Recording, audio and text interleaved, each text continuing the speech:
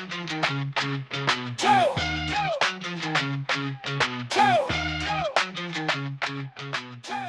right, folks, we're back here, and this is an awesome conversation I get to have now with my good friend Sarah from Portable. And formerly was when we met, it was at the CSIRO, and you've recently moved back to Portable. Let's start off with a bit of background first. For folks, I'd be surprised if they don't know you, but if they don't, what would you tell them?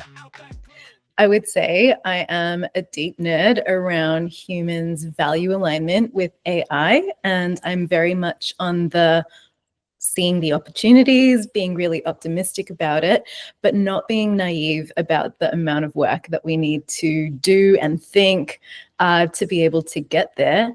And love hearing the ground up kind of swell, the ground up swell of people who are now participating in the conversations. So that's my approach and current kind of thinking about AI features.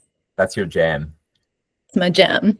I love it. Well, we're going to make a lot of jam here. And as we jam into the conversation, we were discussing before this topic around the future of many things, but what does that look like when there's these agents that can have these capabilities? And it's not just workflows. And there was a really good video that I suggest people watch by Anthropic. They had the blog on what's the difference between AI agents and AI, like agentic kind of workflows, and being really distinguishing like the key features there. And they've discussed it earlier this morning. So that's a good one that people should look into. But we know this future is coming. Overhyped or not, that it's even with all the hype and the bubble talk and speculation, progress and innovation just keeps moving forward. We can do more today and we will do more tomorrow than before. But you came up with a really couple of interesting scenarios of what that could look like. I'd really love to get your thoughts on the first couple.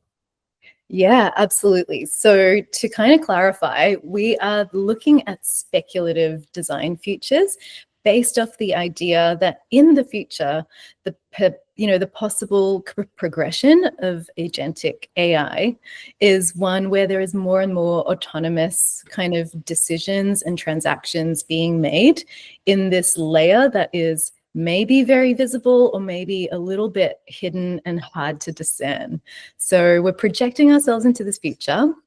And I wanted to kind of outline a possible scenario where we look at what happens to our economic environment and the value of human labor.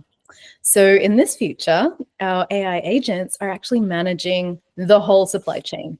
They're managing entire digital marketplaces on both sides of the marketplace. So the human labor side of, logistics, customer support, data analysis that traditionally currently supports this are going to be replaced by our agents. Mm-hmm. So, we've got a couple of tensions that we, can probably identify in this future speculative scenario. We've got the job displacement, which is a big kind of anxiety that I'd say fair to say we're all thinking about. We're thinking about unequal outcomes or opportunities for individuals, particularly those that control and put out the AI agents, those with the capabilities to be able to modify and customize their own agents. Mm-hmm. And also, what do we have in terms of the displaced workers and their economic viability? And as a human-centered designer who thinks a lot about the AI future world, I'm wondering about how human-centered strategies can kind of emphasize what people are thinking about if we are really moving and transitioning into that kind of future that ensures that we have equitable access to AI tools, and we also are really bedding down the human interaction and involvement where it kind of matters. So I wanted to lay out that scenario and check out with you, Mark, you think this is possible? Is it true? What else am I missing from this scenario that we should talk about? No, it's really interesting. The economics and the human labor side of things, where we experience and to different levels, people are experiencing AI. Many that dived in first in November 2022, and even before that, who were accessing by API GPT-3 and even GPT-2, right? The experience that different people have is different. We're all at different levels, just like with other technologies, whether it's the calculator or it's compute and the internet and e-commerce and even the car and moving to, motorized vehicles and the industrial revolution. Every group experiences this in like different ways. Some that are ahead, seeing that, okay, this is the way that I work right now. And then when there's a new tech that comes in, yes, there's a bit of time it takes to learn how that works and disrupts in a positive way your workflow. I think that because we're all at different levels, the thing that can ground us and be quite similar is just having people take a step back and look at what was life like before when they weren't using these tools versus like what it is now. I don't think I can go back to that world where it would take weeks and months to create applications versus now being able to prototype something in days, get much more feedback a lot more quickly, and be able to get something out into market for our clients than what we used to. I just can't go back to that world because it's far more efficient now. We actually get to focus on the problem and we get to dive into stuff more. And it's, there's a fallacy thinking that, oh, well, if AI is going to do everything, that means that we're not going to need to do as much. But that's assuming that the world of output that we've got right now just stays static. And that's never the case.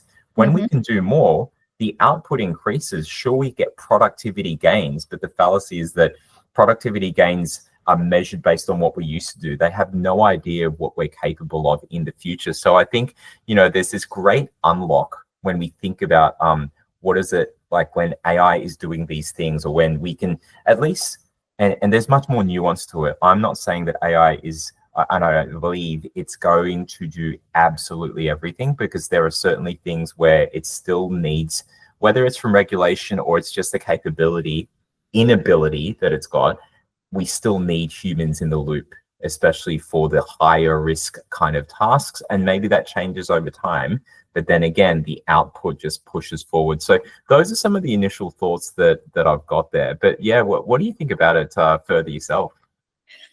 To know, like, just thinking and responding to a few things that you brought up, I think it's absolutely true that I wouldn't also choose to be in a world where I don't get to do my work more effectively.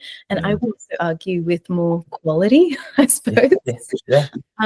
However, you and I are really lucky. Like, we have access to the internet, to computers, we've had education that allows us to jump in with relatively just a lot of ease, I guess, to hop into this world. So one of the things I'm really hoping is that if AI agents are developed, any productivity gains are able to be shared quite equitably. This comes back to who gets to build agents, who are the agents being built for, what is the scope of their role, and how do we invite people to like shape that future with us so it doesn't become just you and I and our friends I know. talking. Yeah, oh, exactly. It becomes like, if we don't do that, it's another game of, we see it in wealth distribution. This is intellectual wealth distribution. We don't want what we see in the normal terms of traditional like wealth distribution, that the 1% or whoever get richer and the poor get poorer, because we've learned those lessons. We can definitely do better with this kind of stuff. And it makes me think about the future. It's not one or the other, as the media, and let's just say it's easier for society, and the media is a reflection of society. It's not that the media is necessarily big and bad. They're just reflection of the things that we like. If we like a whole lot of negative stuff on the news, they're going to keep feeding us negative stuff. But thinking about it as a hybrid kind of thing, where you've got agents as colleagues. They're not just tools. And sure, some things are just tools, but agents that can, in some way, shape, or form, think for themselves. I think it's going to be really interesting, where you get them negotiating on your behalf, or being a colleague and helping you out with the project, or even, and this was a case in point from yesterday's talk, from an academic researcher, Mahendra Samaragwama, I think I've said his name right, an AI researcher, and he was asked about, well, what happens when you've got AI agents or AI in general that is definitely smarter than the humans. Do we take orders then from that? And it's like culture. Culture is going to drive it. Some countries will never have that as part of how they work. They want the freedoms and all that. And some cultures may recognize that, okay, for certain things, this thing is crowdsourced, and it's crowdsourced super smart in super intelligent knowledge. We should listen to it. So I think there's going to be really interesting ways that we will work together. But it's in economics and how we do labor. It's certainly an interesting area. What did you have next in your scenarios? Okay, so next I explored the idea of like a society that beyond certain marketplaces and, you know, logistics and organizational enterprise support is proliferated just to communities in general. And we've become a little bit of an autopilot society. Yep. And really, I think I'm wanting to center this exploration on how to retain human critical engagements with the decisions that really matter to us, right? So in this world, we might have AI agents that are super focused on optimizing the goals that we've set for them for every major decision. So this is happening already. I just want to acknowledge, just not in this extent. Yep. But, you know, maybe it's your healthcare treatment plan. Maybe it's the way our city traffic flow and network is kind of provided to us. I mean, already, right? In Google Maps, we're like, avoid being at this time. And so maybe it also flows into our personal financial investments, where we live. But basically, individuals in this future, we are increasingly trusting our AI agents to know best. We see them as our advisors. We kind of go, you've got access to a whole wide knowledge base that's much more than my little human brain can really take in. Yep. And so a large chunk of our population becomes reliant on our daily notifications from our agents saying, I think you should do this today. I've optimized your life goal of personal fitness, and you should do this today. What we eat, what we do, who we talk to, how we do our work. And so some of the developments are, you know, looking at decisions by algorithms.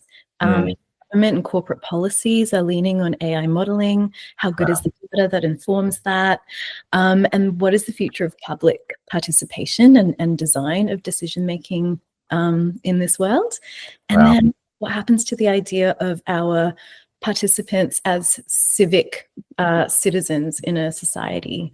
So do we want our civic engagement to, you know, fall off a bit of a cliff, and already seeing lots of signs of a disengagement with political social environments, because, you know, local issues are a bit delegated. They're delegated to the representation of Sarah, Kaur, and everyone else that lives in North Fitzroy of my age. Yeah. So putting that out there for your thoughts. Oh my gosh. I wish I had, and maybe this is like 100 years from now, that our future generations will wonder, wow, how did humans get on without the chip in the head? Like, you know, the ability to be like Neo in the Matrix. If people don't know what the Matrix is, I am getting old, but like look that up. But just, I think that, that there's a lot of things that are triggered in a very positive way from there. But some of the things that you mentioned, so for example, that I think that that civic and the engagement side of things, that there's a topic that in relation to this that I'm really kind of concerned about, right? And it's that, and people are seeing it, there's this loss of critical thinking. The more that we automate, the less we have to think. And maybe societies before had this where, there's a loss of being able to calculate. You know, we used to be able to do math in our head a lot better and stuff, but since the dawn of the calculator, people are going to lose that. Or people will lose the ability to write well. My penmanship has definitely gone down the drain unless I write very slowly, because it's not what we need. We type a lot of things now. So we do lose things, but is it necessary? I would argue that critical thinking is, so it is a concern for me, but I think there are ways that we can still use the new tech to teach in a different way. My case in point being that at universities and colleges and schools, we're used to rote learning, learn math, Learn English, learn science. I think we need to, we still need that. There's still expertise there, but it's changing how we teach into teaching people how to learn the unknown in your different field. And if it's teaching how to learn the unknown and be prepared for that, and teaching how to learn with new tools that are out there. So putting students in these scenarios, well, how are you going to break through boundaries? There's a really good I can't remember his name now. Oh, Ethan Mollick, the Professor Ethan Mollick from Wharton. And he was talking early on that the level of expectation, given that AI is out there, that he has of his students is not here anymore. And I'm showing for the people listening, the bar is low here, but raising the bar because there's new capabilities, because they can do much more with the weeks that they've got, the bar should be higher. So I think that there's a way that we can use these AI tools to actually drive engagement. People that would never have participated in a hackathon before. Well, guess what? If the hackathon is designed so that you can engage people to bring in ideas that would never be technical before, and AI is helping them formulate and generate and better the ideas, and we're working on something there as part of all of this, I think that, the tools can be used to drive better engagement. And something that a final point that I think is really key is that when people think about opportunities, so speaking to the startups here, like, what do we do? Where do we go? Everything's automated. There's no tech moat anymore. The moat is your services and how you package that up and provide trust and an ability to deliver and execute on what you're doing. Technically, we're all services business, and we have an article on this. But another good, like in that realm, there's this idea that I can't remember who I heard it from, but I really love this. Think about what in today's society is only available to the rich. So maybe 2 decades ago, it was private vehicles and cars. So what happened? Uber comes about and breaks down that barrier. So what is that kind of Uber moment of things that are just only available to the rich? I don't know, personal assistance, having teams of people that, you said it before, like helping you out and stuff, and using the AI as an advisor. I can see more of that. Maybe it's not as easy to do because, ChatGPT will lose conversations. They are trying to do project stuff now. I reckon it's just that the models are there, they're good. They just need to be packaged in a better way.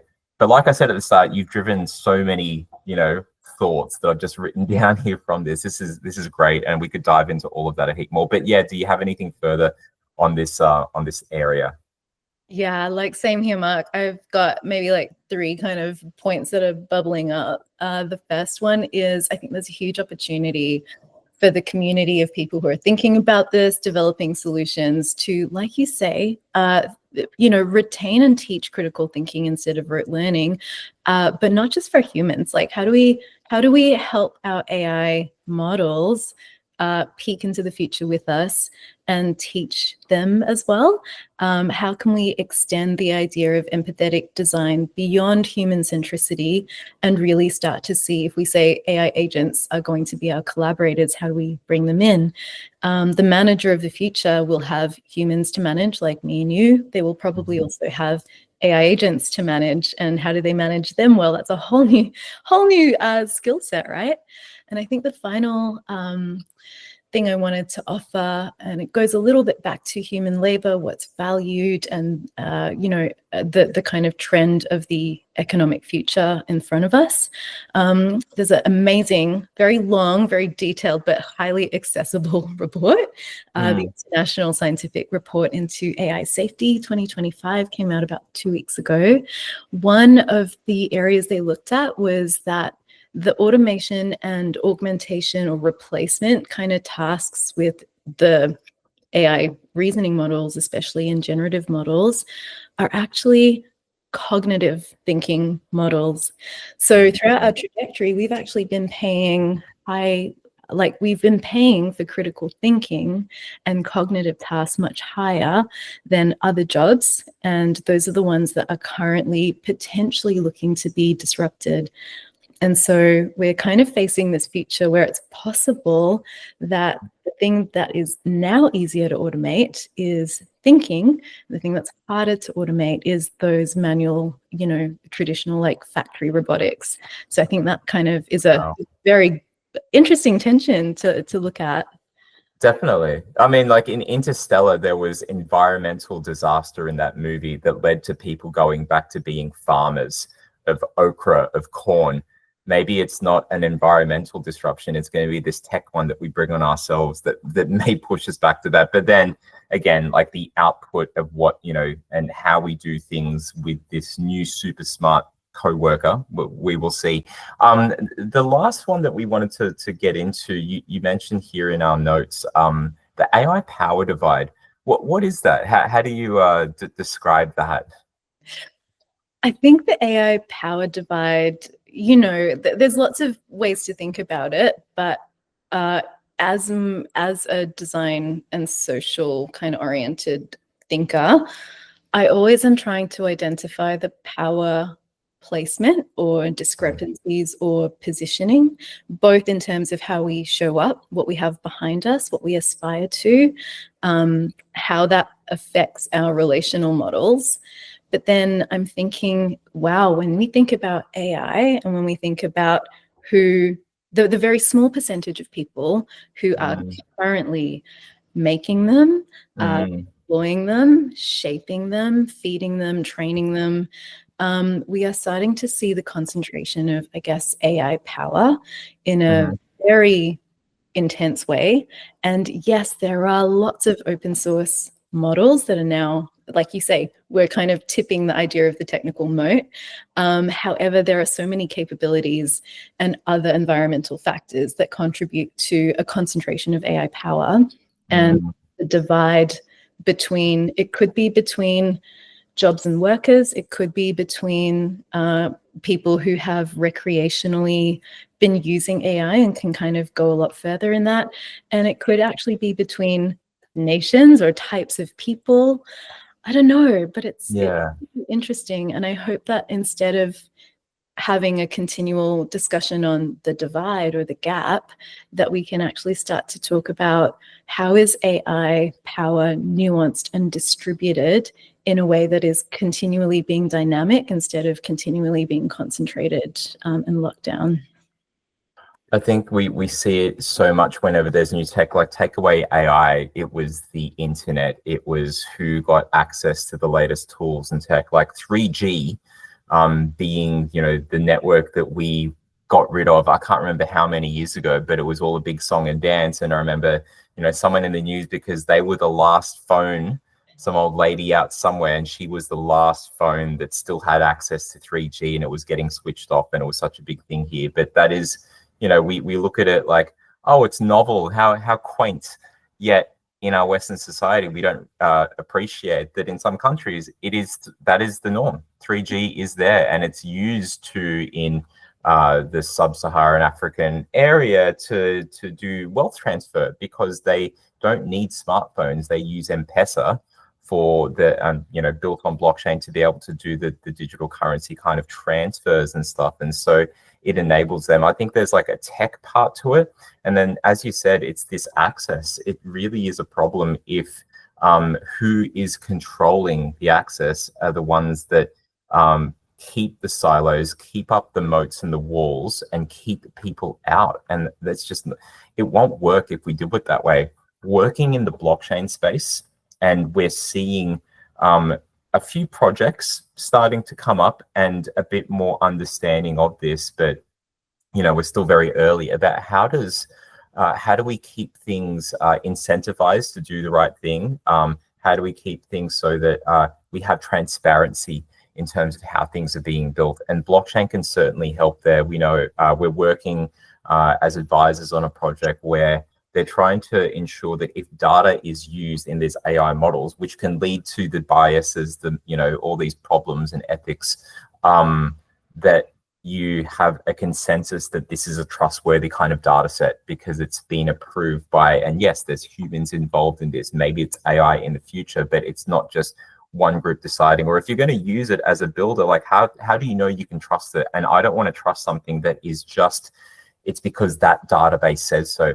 I don't know if that database has been manipulated, and this is the benefit that blockchain can provide in this unique kind of scenario. And you mentioned before with the recreational stuff, it's like, I think that there's a lot of recreational users of AI, and it was even funny before, I was a recreational user to start off with, and a bit, not afraid, but I didn't want to say that, oh, I'm using AI and stuff, because and my immediate thoughts, just given the magic of what it could produce in lengthy outputs, was that my colleagues would think that I'm not doing the critical kind of thinking, right?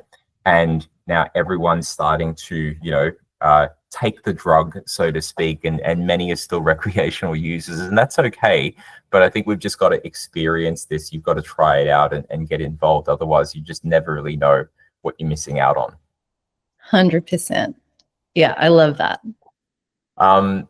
We're going to do a whole lot more of these like conversations because it's A, super interesting, and B, we approach it from different kind of angles, and I think it's important to get those perspectives, just as we will for all the other people that we're going to get to chat with, hopefully not to, it'll be a back and forth, that are interested in this kind of stuff. So any parting words, Sarah, before we got to go?